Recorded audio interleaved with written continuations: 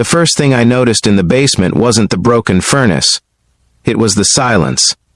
Not the normal kind of silence you expect underground, but the heavy kind, the type that feels like it's holding its breath. I stood there with a wrench in my hand, staring at the old metal pipes while the dim yellow light above flickered slightly.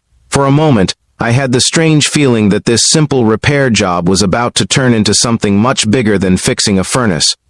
I didn't know it yet, but the question my neighbor was about to ask would change both of our lives. Before we continue, if you believe in kindness, second chances, and the power of helping someone when they need it most, take a moment to like this video, share it with someone who believes in good people, and subscribe to the channel. And in the comments, tell us where you're watching from. We love hearing from you. My name is Nathan, and at the time this happened, I was 32 years old, working as a freelance handyman in a quiet neighborhood in Columbus, Ohio. Life hadn't exactly gone the way I had planned. A few years earlier, I had lost my job at a construction company after the business shut down unexpectedly. My marriage didn't survive the financial stress, and eventually I found myself living alone in a small rented house, fixing whatever people in the neighborhood needed to keep the bills paid. It wasn't the life I once imagined, but it was honest work. The call from my neighbor came on a cold Thursday morning in late October. Her name was Rebecca. She had moved into the house next door about 6 months earlier, but we had barely spoken. I knew she lived there with her young son, and that was about it. When she knocked on my door that morning, she looked exhausted. Her brown hair was tied loosely back, and there were dark circles under her eyes that suggested she hadn't slept much in a long time. She explained that her furnace had stopped working overnight, and the basement had started flooding slightly from a leaking pipe. I told her I'd take a look. That's how I ended up standing in that basement. The place was older than the rest of the house, with concrete walls and the faint smell of damp wood. Boxes were stacked along one side, and a small washer and dryer sat quietly in the corner. I crouched near the furnace, inspecting the pipes and valves, trying to figure out why the system had stopped running. Above me, I could hear faint footsteps from the floor upstairs. After about 20 minutes, I realized the issue wasn't too serious. A worn-out valve and a loose pipe connection had caused the leak, which had eventually shut the furnace down as a safety precaution. It was a simple fix, maybe an hour of work, but while I was tightening one of the fittings, I heard the basement door creak open. Rebecca slowly walked down the wooden steps. She stopped halfway down, watching me for a moment before stepping onto the concrete floor. Even in the dim light, I could see that she looked nervous. I wiped my hands on a cloth and told her the furnace would be fine soon. She nodded, but didn't respond right away. Instead, she stood there quietly, as if she were trying to decide whether or not to say something important. Then she asked a question that caught me completely off guard. She asked if I ever felt like life had quietly fallen apart without anyone noticing. At first, I didn't know what to say. It wasn't the kind of question you expect to hear while fixing a pipe in someone's basement, but the way she said it softly, almost like she was afraid of her own words, made it impossible to ignore. I set the wrench down and looked at her, and for the first time, I really saw the weight she had been carrying. She told me she had moved to the neighborhood after her husband passed away the year before.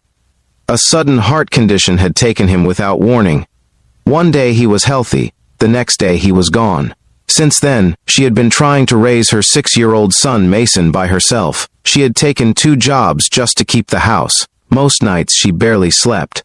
And lately the bills had been piling up faster than she could handle them. The furnace breaking was just the latest problem. But the real reason she came down to the basement wasn't the furnace. It was the loneliness. She admitted that she felt like she was slowly disappearing inside her own life. Every day was just survival, working, paying bills, caring for her son, trying not to break down in front of him. She said sometimes she wondered if anyone even noticed how hard she was trying. Standing there in that cold basement, I realized something painful. I did understand exactly what she meant. Because after my divorce and losing my job, I had spent years feeling invisible too. 2 people living 10 feet apart, both struggling in silence. And neither of us had noticed. I finished repairing the pipe and restarted the furnace a little while later.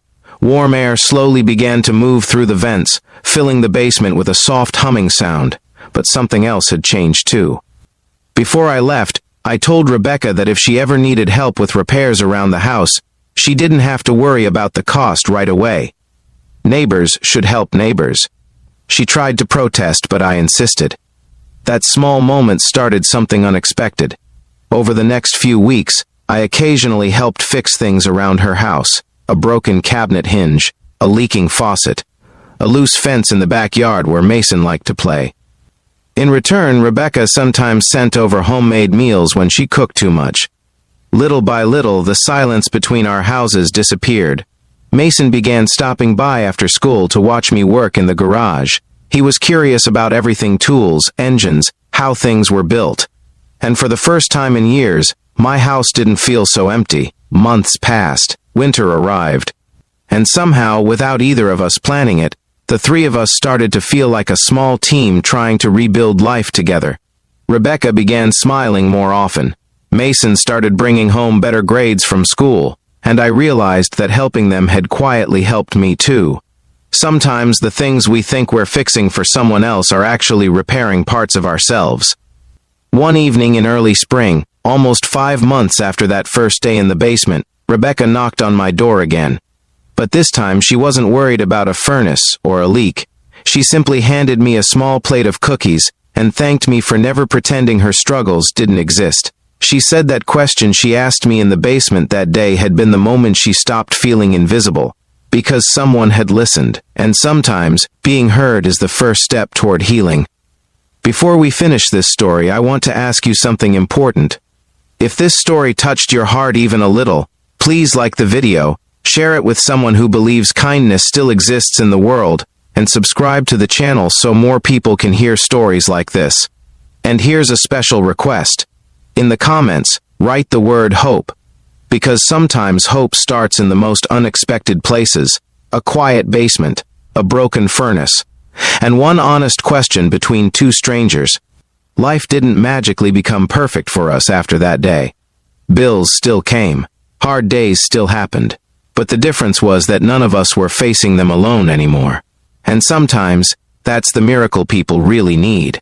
A reminder that even when life feels silent and heavy, there might be someone nearby who understands exactly what you're going through.